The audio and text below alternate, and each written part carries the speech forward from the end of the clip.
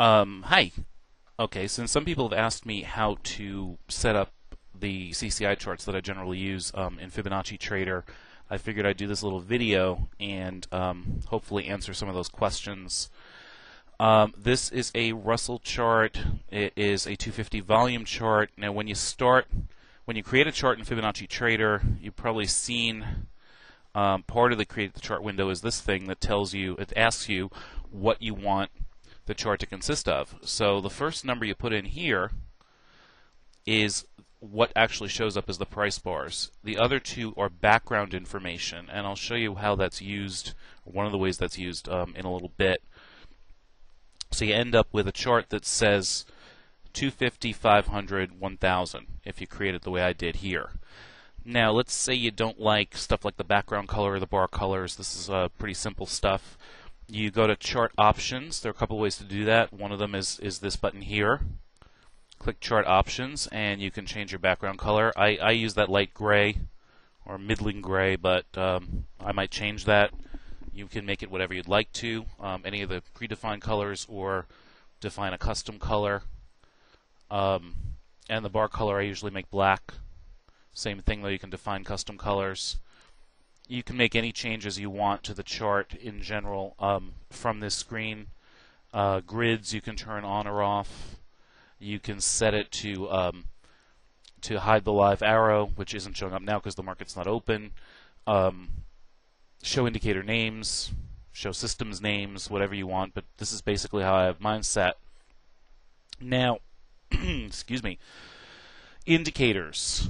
Okay, it looks complicated, but it's not. It just has a lot of options, so you have a lot of different kinds of choices, and you can customize it to look however you'd like. Click on Indicators. First thing I'm going to do is add a 34 EMA. So I scroll down here. I can hit M to get to the beginning of the M's. Moving Average Exponential, either double-click it or hit Add. And if you then double-click on it up here, this will be the list of indicators actually on the chart. Here's my color. Again, you can set that however you want. 34 EMA of the close on period of own. Now what that means is it's going to show up on the 250 volume calculation. If I put this to period next, it would actually put a 500 volume 34 EMA on top of the 250 volume price bars, and that has some really valid uses too. But let's leave it the way it is for the moment. And you see if we exit that out, there's our 34 EMA on 250 volume. Okay. What I just did, by the way, is left click and drag on the prices, and that will change the scaling on the chart. Go back to indicators, and there are a couple of ways to do the CCI stuff. If you want to use the 14 and 6 combo, there are some predefined Woody's CCIs in the program. Those all have the histogram, though, that changes color. You know, the 6 bars up, 6 bars down, green and red thing. If you don't want that, go to Commodity Channel Index, and let's open that up. I have mine set as default for 50, so we want to change that to 14. And let's say I'd like color, I don't know. Let's use this nice blue. And overbought, oversold at 100 and minus 100 is fine.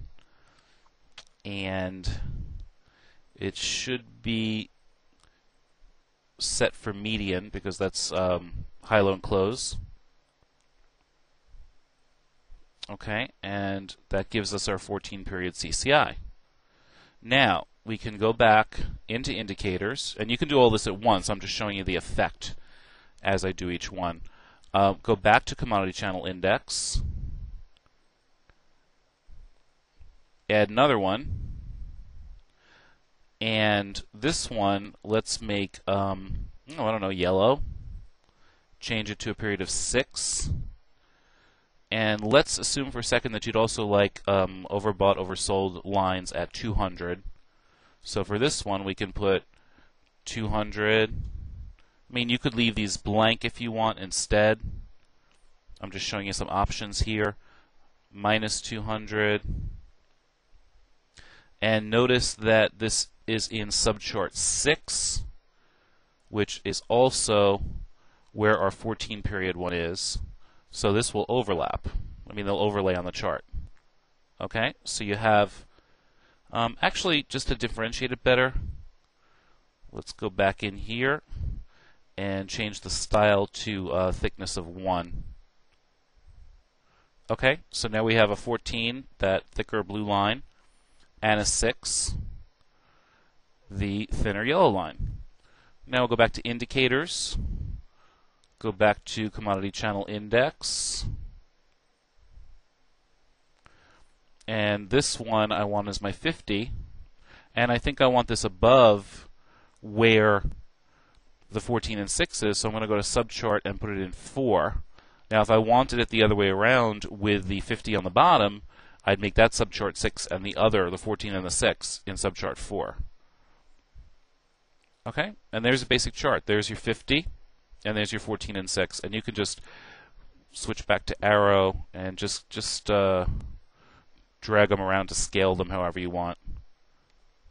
Okay, now let's say you'd like to save this as your basic template.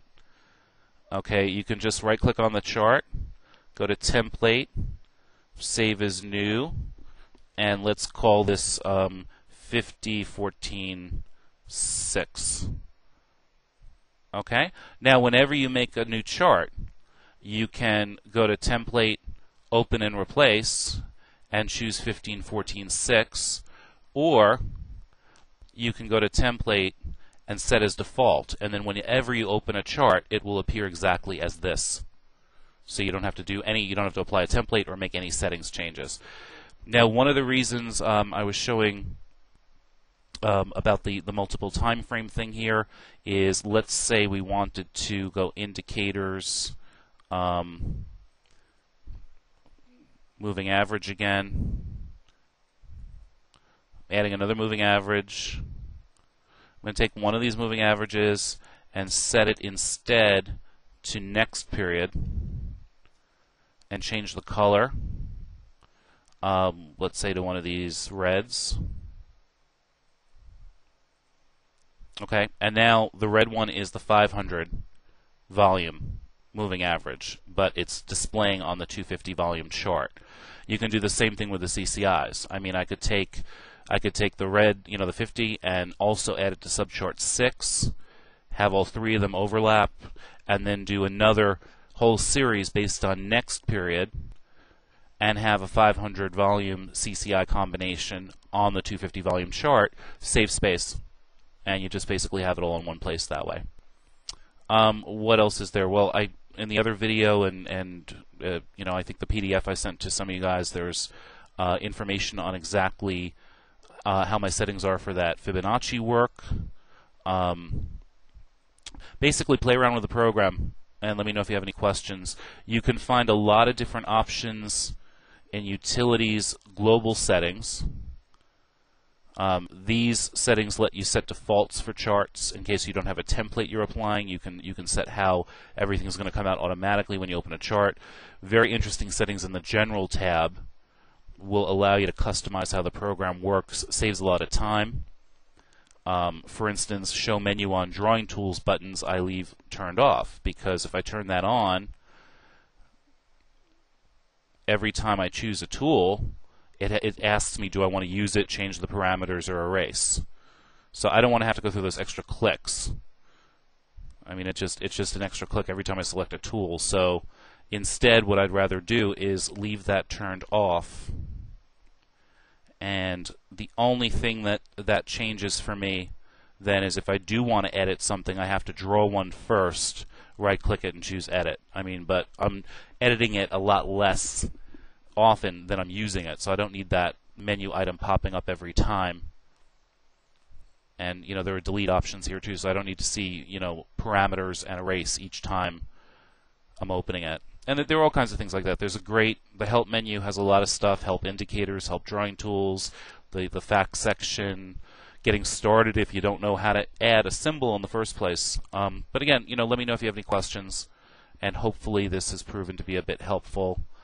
And that's about it for now. Hope everyone's having a great weekend. Take care.